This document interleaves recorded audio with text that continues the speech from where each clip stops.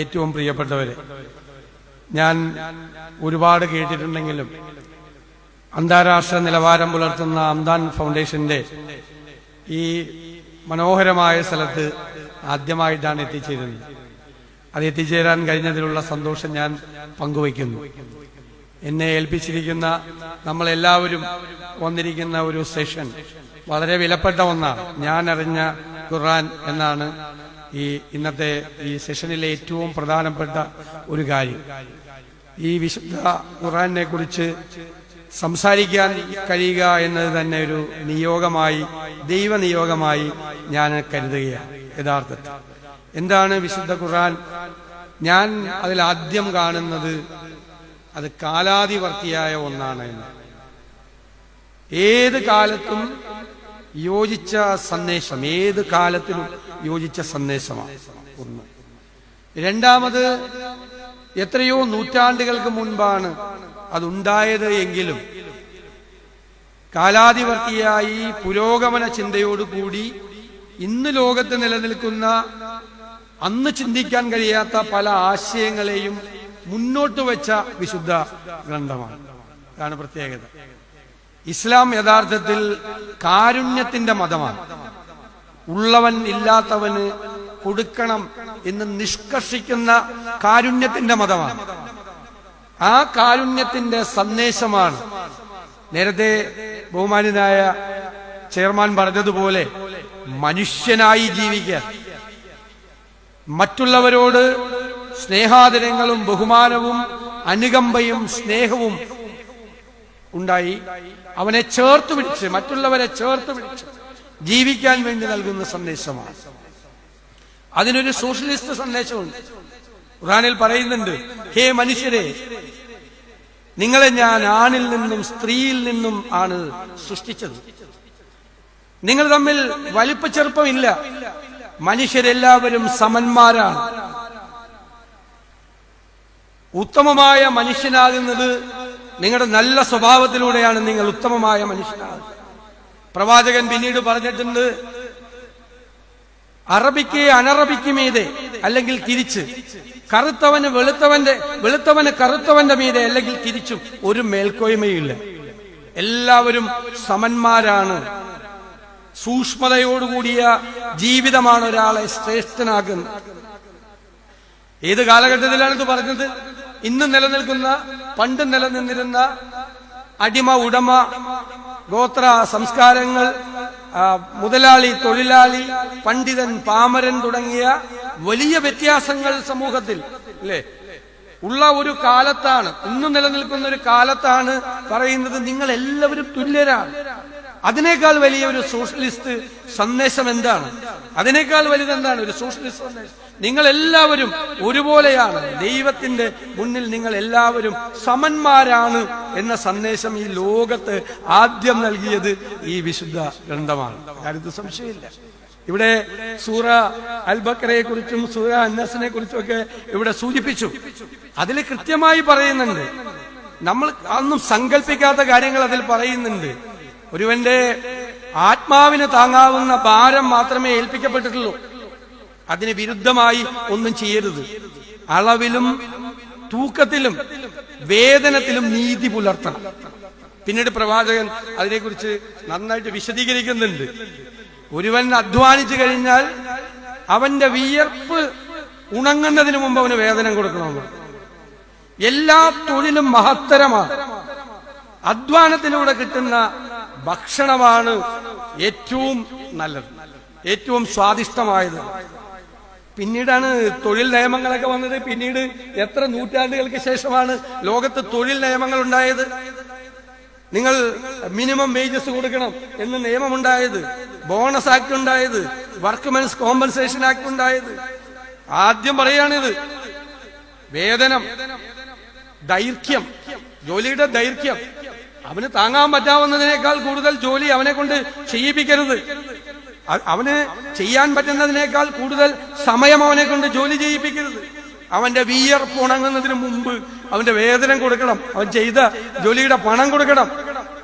അധ്വാനം, ഈ തൊഴിൽ ചെയ്യുന്നതാണ് ഏറ്റവും മികച്ചത്. എല്ലാ തൊഴിലും മികച്ചതാണ്. ഇതൊക്കെ ഈ ആശയങ്ങളൊക്കെ ഇതെല്ലാം പുരോഗമന ആശയങ്ങളല്ലേ? ഇതൊക്കെ ഒരു പുരോഗമന ആശയങ്ങൾ, വിപ്ലവകരമായ വ്യതിയാനങ്ങൾ നമ്മുടെ നാട്ടിൽ ഉണ്ടായ കാലത്താണ് നമ്മുടെ നാട്ടിൽ ഇതൊക്കെ നിയമങ്ങളായത്. അതിനു മുൻപേ ഇതെല്ലാം നിയമങ്ങൾ ഇതായി. മതത്തെക്കുറിച്ച് പറഞ്ഞു ചെയർമാൻ, അപ്പോഴാണ് ഓർത്തത്. മതത്തെക്കുറിച്ച് പറയുന്നുണ്ട്. മതത്തിന്റെ പേരിലും വിശ്വാസത്തിന്റെ പേരിലും ഒരാളുടെ മീതെയും ഒരു സമ്മർദ്ദവും ചെലുത്തരുത് എന്ന് ഖുർആൻ പറയുന്നു. ഒരു സമ്മർദ്ദവും ചെലുത്തരുത്. നിങ്ങൾക്ക് നിങ്ങളുടെ മതം ശ്രേഷ്ഠമാണ്, എനിക്ക് എന്റേത്. മതത്തിന്റെ പേരിൽ, ജാതിയുടെ പേരിൽ ആളുകളെ തമ്മിൽ ഭിന്നിപ്പിച്ച് പരസ്പരം ശത്രുക്കളാക്കി അതിൽ നിന്ന് മുതലെടുപ്പ് നടത്താൻ ശ്രമിക്കുന്ന ഈ കാലത്ത് ഇതിനേക്കാൾ വലിയ സന്ദേശം എന്താ? നിങ്ങൾക്ക് നിങ്ങളുടെ മതം ശ്രേഷ്ഠമാണ്, എനിക്ക് എന്റേതും. അതിനേക്കാൾ വലിയ മെസ്സേജ് എന്താണ്? എല്ലാവർക്കും സ്പേസ് ഉണ്ടെന്നാണ് അല്ലേ? മക്കയിൽ നിന്നും മദീനയിലെത്തിയ പ്രവാചകൻ അവിടെ ഒരു ഭരണഘടന ഉണ്ടാക്കി, നിയമം ഉണ്ടാക്കി. അത് മുസ്ലിങ്ങൾക്ക് വേണ്ടി മാത്രമുള്ള നിയമം ആയിരുന്നില്ല. അവിടെ ഉണ്ടായിരുന്ന ജൂതന്മാർക്കും ക്രൈസ്തവർക്കും കൂടി ഉണ്ടാക്കിയ നിയമമാണ്. അവർക്കും അവരുടെ ഇഷ്ടമുള്ള മതവിശ്വാസങ്ങളിൽ പ്രവർത്തിക്കാനും അവർക്ക് ഇഷ്ടമുള്ള പ്രാർത്ഥനകളിൽ പങ്കെടുക്കാനുമുള്ള സ്വാതന്ത്ര്യം നൽകിയ ഭരണഘടനയാണ് മദീനയിൽ വെച്ച് ഉണ്ടാക്കിയത്. മാതൃകാ ഭരണഘടനയാണ്. നമ്മുടെ ഭരണഘടനയ്ക്ക് പോലും വഴികാട്ടിയായ ഒരു ഭരണഘടനയാണ് അവിടെ ഉണ്ടാക്കിയത്. എല്ലാവർക്കും തുല്യ അവകാശങ്ങളുള്ള, ഇസ്ലാമിന് വേണ്ടി മാത്രമല്ല പ്രവാചകൻ ഭരണഘടന ഉണ്ടാക്കിയത്. അത് ഈ ആശയമാണ്. ഖുർആനിൽ പറയുന്നുണ്ടല്ലോ, ഇത് മതം, നിന്റെ മതം നിനക്ക് ശ്രേഷ്ഠമാണ്, എനിക്ക് എന്റേതും എന്ന് പറയുന്ന ഏറ്റവും വലിയൊരു മെസ്സേജാണ്. മാത്രമല്ല പിന്നീടുള്ള കാലങ്ങൾ കൊണ്ട്, ഗവേഷണങ്ങൾ കൊണ്ട്, ശാസ്ത്ര ഗവേഷണങ്ങൾ കൊണ്ട്, പഠനങ്ങൾ കൊണ്ട് കണ്ടെത്തിയ ശാസ്ത്ര സത്യങ്ങൾ എത്രയോ മുമ്പ് ഈ വിശുദ്ധ ഗ്രന്ഥത്തിൽ പറഞ്ഞിരിക്കുന്നു. ഞാൻ രാവിലെയും പകലിനെയും ക്രമീകരിച്ചു, അല്ലേ? സൂര്യചന്ദ്രന്മാരെ സൃഷ്ടിച്ചു. ഗോളങ്ങൾ അതിന്റെ പന്താവിലൂടെ ചലനം തുടരുന്നു. എന്താ പന്താവ്? പിന്നീട് നൂറ്റാണ്ടുകൾക്ക് ശേഷമാണ് ഓർബിറ്റ് എന്ന് പറഞ്ഞ് ഈ ഗോളങ്ങൾ, ഗ്രഹങ്ങൾ സഞ്ചരിക്കുന്നത് ഒരു ഓർബിറ്റിലൂടെയാണ്. എത്ര നൂറ്റാണ്ടുകൾ കഴിഞ്ഞിട്ടാണ് കണ്ടുപിടിച്ചത്? നേരത്തെ പറഞ്ഞിട്ടുണ്ട്, ആ ഗോളങ്ങൾ ഇതിലൂടെ ആണ് പോകുന്നത് എന്ന് പറഞ്ഞിട്ടുണ്ട്. വെള്ളം നീരാവിയായി, പിന്നെ മേഘങ്ങളായി മാറി മഴയായി വർഷിക്കും. എത്ര വർഷങ്ങൾക്ക് ശേഷമാണ്, എത്ര നൂറ്റാണ്ടുകൾക്ക് ശേഷമാണ് ജലം നീരാവിയായി പോയിട്ടാണ് മേഘമായി മാറി വർഷമായി പെയ്തിറങ്ങുന്നത് എന്ന് ശാസ്ത്രം കണ്ടെത്തിയത്. പറയുന്നില്ലേ? സചേതനങ്ങളായ എല്ലാ വസ്തുക്കളും ജലത്തിൽ നിന്നാണ് ഉണ്ടായത് എന്ന് പറയുന്നത്. പിന്നീടാണ് കണ്ടുപിടിച്ചത്, ലോകം കണ്ടുപിടിച്ചത്, ശാസ്ത്രം കണ്ടുപിടിച്ചത്. എല്ലാ ജീവൽ രൂപങ്ങൾക്കും ജലത്തിന്റെ ഘടനയിൽ നിന്നാണ് ഉണ്ടായത്. എത്ര വർഷം മുമ്പെയാണ്, എത്ര കാലത്തിന്റെ മുമ്പെയാണ് ഈ വിശുദ്ധ ഗ്രന്ഥം നടന്നുപോയത്, പറഞ്ഞത്? എത്രയോ നൂറ്റാണ്ടുകൾക്ക് മുമ്പുള്ള കാര്യങ്ങളാണ് പറഞ്ഞത്. ചന്ദ്രന്റെ ഓർബിറ്റിനെ കുറിച്ച്, ചന്ദ്രൻ സഞ്ചരിക്കുന്ന ഓർബിറ്റിനെ കുറിച്ച്, അമാവാസിയെയും പൗർണമിയെയും തമ്മിൽ താരതമ്യപ്പെടുത്തിക്കൊണ്ട് പിന്നീട് ശാസ്ത്രരംഗത്തുണ്ടായ കാര്യങ്ങൾ ഈ ഗ്രന്ഥത്തിലുണ്ട്.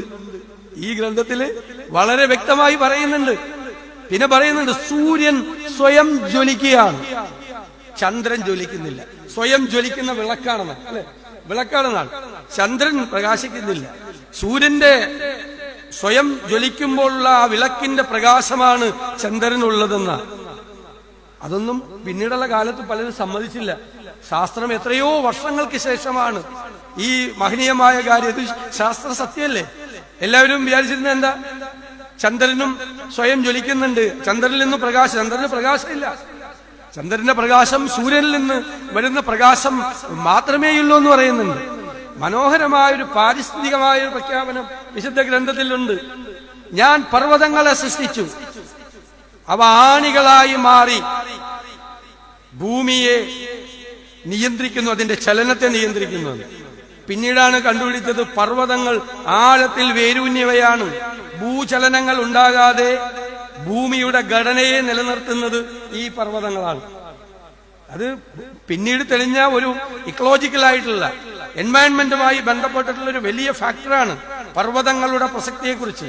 അത് ഞാൻ പർവ്വതങ്ങളെ സൃഷ്ടിച്ച് ആണികളെ പോലെ ഭൂമിയുടെ നിലനിൽപ്പിനെ നിയന്ത്രിക്കാൻ, ഭൂമിയുടെ നിൽപ്പിനെ നിയന്ത്രിക്കാൻ വേണ്ടി ശ്രമിച്ചു എന്നാണ് പറയുന്നത്. ഇതുപോലുള്ള നിരവധി കാര്യങ്ങൾ, നിരവധി എല്ലാ സൂറകളിൽ നിന്നും നമുക്ക് ഉദ്ധരിക്കാൻ കഴിയാവുന്ന തരത്തിലുള്ള നിരവധിയായ ശാസ്ത്രീയ സത്യങ്ങൾ ഒരു സാമൂഹ്യ ഘടനയിൽ, ഒരു സമ്പദ്ഘടനയിൽ മനുഷ്യനെങ്ങനെ മനുഷ്യനാകണം, മനുഷ്യനെങ്ങനെ സമൂഹ ജീവിയാവണം, അവൻ കാരുണ്യമുള്ളവനായി മാറണം, ആ കാരുണ്യത്തിന്റെ സന്ദേശം ജീവിതത്തിൽ അവൻ പ്രതിഫലിക്കണം എന്ന് പറയല്ലോ. നമ്മള് ഇതായിരിക്കുന്നുണ്ട്, ട്രസ്റ്റിഷിപ്പിനെ കുറിച്ച് ഗാന്ധി പറയും, ക്രിസ്തുവും പറഞ്ഞിട്ടുണ്ട്. അതുപോലെ തന്നെ ഇതിൽ പറയുന്നുണ്ട് വളരെ ഭംഗിയായിട്ട്, ഇതൊന്നും നിന്റേതല്ല, ഇതെല്ലാം സർവശക്തന്റേതാണ്, നീ വെറും കാര്യക്കാരൻ മാത്രമാണ് ഇത് നടത്തിക്കൊണ്ടുപോകാൻ. എല്ലാ സമ്പത്തുള്ളവരും നമ്മുടെ നാട്ടിൽ അങ്ങനെ ചിന്തിച്ചാലോ? കാര്യക്കാരൻ മാത്രമാണ്, ട്രസ്റ്റി മാത്രമാണ് ഇത് സൂക്ഷിക്കാൻ നിന്റെ കയ്യിൽ തന്നിരിക്കുന്നത്, നീ നിന്റെ അതല്ല, അത് അവിടത്തെയാണ് എന്ന് പറയുന്നൊരു ഒരു മെസ്സേജാണ്, ധനികരോടുള്ള ഒരു മെസ്സേജാണ്. ആ ധനികൻ അവന്റെ കയ്യിലിരിക്കുന്നത് ദൈവത്തിൻ്റെതാണ്, അത് മറ്റുള്ളവർക്ക് കൂടി കൊടുക്കാൻ വേണ്ടി ഉള്ളതാണ് എന്നുള്ള സന്ദേശം. ഇതിനേക്കാൾ പ്രോഗ്രസീവായ, പുരോഗമനപരമായ, സോഷ്യലിസ്റ്റ് ആശയങ്ങളുള്ള ഒരു സാമൂഹ്യ ഘടനയിൽ, നമ്മളൊരു സൊസൈറ്റിയിലാണ് നമ്മൾ ജീവിക്കുന്നത് അല്ലേ? ആ സൊസൈറ്റിയിൽ ജീവിക്കുമ്പോൾ ഉണ്ടാകുന്ന ആ സൊസൈറ്റിയിലെ നിയമങ്ങളാണ്. അതിനെ ജാതിയുടെ പേരിൽ, മതത്തിന്റെ പേരിൽ, ഗോത്രത്തിന്റെ പേരിൽ, പാണ്ഡിത്യത്തിന്റെ പേരിൽ ഒന്നും മനുഷ്യന് നീതി നിഷേധിക്കപ്പെടാൻ പാടില്ല. നീതി ആണ് നടത്തിക്കൊടുക്കേണ്ടത്. ഇതാണ് ഞാൻ ചുരുക്കത്തിൽ പറയുമ്പോൾ ഞാൻ അറിഞ്ഞ വിശുദ്ധ ഖുർആൻ അതാണ് എന്ന് വളരെ സന്തോഷത്തോടു കൂടി ഞാൻ പറയാൻ ആഗ്രഹിക്കുന്നു. ഈ വലിയ സന്ദേശങ്ങളാണ്, ഈ വലിയ സന്ദേശങ്ങൾ പറയുന്നുണ്ട്. നീ ഒരാളുടെ ഒരു മനുഷ്യ ജീവൻ എടുക്കുമ്പോൾ നീ മനുഷ്യരാശിയുടെ ജീവനാണ് എടുക്കുന്നത്. നീ ഒരാളുടെ ജീവൻ രക്ഷിക്കുമ്പോൾ നീ മനുഷ്യരാശിയുടെ ജീവനാണ് രക്ഷിക്കുന്നത്. ആക്രമണ ഉത്സുകതയുള്ള ഈ കാലഘട്ടത്തിൽ അക്രമങ്ങൾ വെടിയാൻ, ആയുധങ്ങൾ താഴെയിടാൻ, യുദ്ധങ്ങൾ അവസാനിപ്പിക്കാൻ, അതിനേക്കാൾ വലിയ സന്ദേശം യുദ്ധങ്ങളോടുള്ള എതിർപ്പ് കൂടിയല്ലേ അത്? യുദ്ധങ്ങൾ, പരസ്പരം പോരടിച്ച് പരസ്പരം കൊന്നൊടുക്കുന്ന മഹായുദ്ധങ്ങൾക്കെതിരെ, മനുഷ്യന്റെ ആക്രമണ വാസനയ്ക്കെതിരായി മനുഷ്യൻ മറ്റുള്ളവനെ കൊന്നൊടുക്കി അധീശത്വം സ്ഥാപിക്കാൻ ശ്രമിക്കുന്ന, മേൽക്കോയ്മ ഉണ്ടാക്കാൻ ശ്രമിക്കുന്ന ഈ കാലഘട്ടത്തിൽ ലോകത്തിന് മുഴുവൻ വഴികാട്ടിയായി, വെളിച്ചമായി ഈ സന്ദേശം നിലനിൽക്കുന്നു എന്നാണ് പറയുന്നത്. മനുഷ്യൻ അതിനെയെല്ലാം ധിക്കരിച്ചുകൊണ്ടാണ് പരസ്പരം കൊന്നൊടുക്കിയും പരസ്പരം ഇല്ലായ്മ ചെയ്തും പരസ്പരം പോരടിച്ചും ഏത് ആധുനിക യുഗത്തിലും ശാസ്ത്ര യുഗത്തിലും പോവുകയാണ്. ഇപ്പോഴാണ് ഇങ്ങനെ ആർട്ടിഫിഷ്യൽ ഇന്റലിജൻസ് കൂടി വരികയാണ്. അതെല്ലാം ഏകാധിപതികളായ ഭരണാധികാരികൾ എങ്ങനെയാണത് കൈകാര്യം ചെയ്യാൻ പോകുന്നത് എന്നറിയില്ല. ആരെല്ലാമാണ് നമ്മുടെ ചിന്തകളെ നിയന്ത്രിക്കാൻ പോകുന്നതെന്ന് അറിയുന്നില്ല. നമ്മുടെ ചിന്തകളെ പോലും ചങ്ങലക്കിടിക്കുന്ന തരത്തിൽ, നമ്മുടെ ചിന്തകളെ പോലും സ്വാധീനിക്കുന്ന തരത്തിൽ ശാസ്ത്രം മാറിക്കൊണ്ടിരിക്കുക. അപ്പൊ ശാസ്ത്രം മനുഷ്യനുണ്ടാക്കിയ, മനുഷ്യവംശമുണ്ടാക്കിയ അതിന്റെ സൃഷ്ടികൾ മനുഷ്യന്റെ ബുദ്ധിശക്തിയേക്കാൾ കൂടെ വന്ന് മനുഷ്യനെ നിയന്ത്രിക്കാൻ പോകുന്ന കാലത്തും മനുഷ്യനായി ജീവിക്കാൻ നമ്മളെ പഠിപ്പിക്കുന്ന ഈ വിശുദ്ധ ഖുർആന്റെ സന്ദേശം തീർച്ചയായും ഞാൻ പറയുന്നു, അത് മുസ്ലിങ്ങൾക്ക് വേണ്ടി മാത്രം ഉണ്ടാക്കിയതല്ല. അത് ഈ ലോകത്തിന് വേണ്ടി, ഈ പ്രപഞ്ചത്തിന് വേണ്ടി, ഈ പൊതുസമൂഹത്തിന് വേണ്ടി, ഈ പ്രപഞ്ചം നിലനിൽക്കേണ്ട, ഈ പ്രപഞ്ചത്തിന്റെ ബാലൻസ് നിലനിൽക്കേണ്ട, പറഞ്ഞിട്ടല്ല, ഈ ഭൂമിയിൽ, ഈ പ്രപഞ്ചത്തിൽ ജീവിക്കുന്ന എല്ലാ ചരാചരങ്ങളുടെയും വരാനിരിക്കുന്ന തലമുറകളിലെയും കൂടിയാണ് ഈ ഭൂമി എന്നുള്ള സന്ദേശമാണ്. നമുക്ക് വേണ്ടി മാത്രം അവകാശപ്പെട്ടതല്ല. ഈ ഭൂമിയിൽ ജീവിക്കുന്ന സർവചരാചരങ്ങളുടേതുമാണ് ഭൂമി. വരാനിരിക്കുന്ന തലമുറകൾക്ക് കൂടി അവകാശപ്പെട്ടതാണ്. നിനക്ക് ആവശ്യമുള്ളത് മാത്രം എടുക്കുക.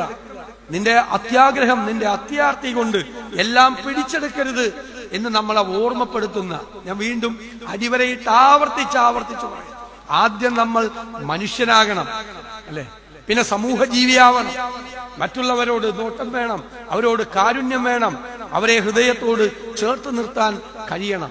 ആ ഒരു വലിയ സന്ദേശമാണ് വിശുദ്ധ ഖുർആൻ നൽകുന്നത് എന്ന് മാത്രം വിനയപൂർവ്വം പറഞ്ഞുകൊണ്ട്, മറ്റൊരുപാട് വിശിഷ്ടാതിഥികൾ സംസാരിക്കാനുള്ളത് കൊണ്ടും ഞാൻ എന്റെ വാക്കുകൾ ചുരുക്കുന്നു.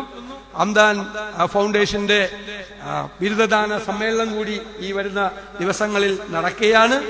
ഈ വലിയ സന്ദേശം ഹൃദയത്തിൽ ഏറ്റിക്കൊണ്ടു പോകുന്ന വിദ്യാർത്ഥികളുടെ തലമുറകളാണ് ഈ സ്ഥാപനത്തിൽ നിന്ന് പഠിച്ചു പുറത്തിറങ്ങുന്നത്.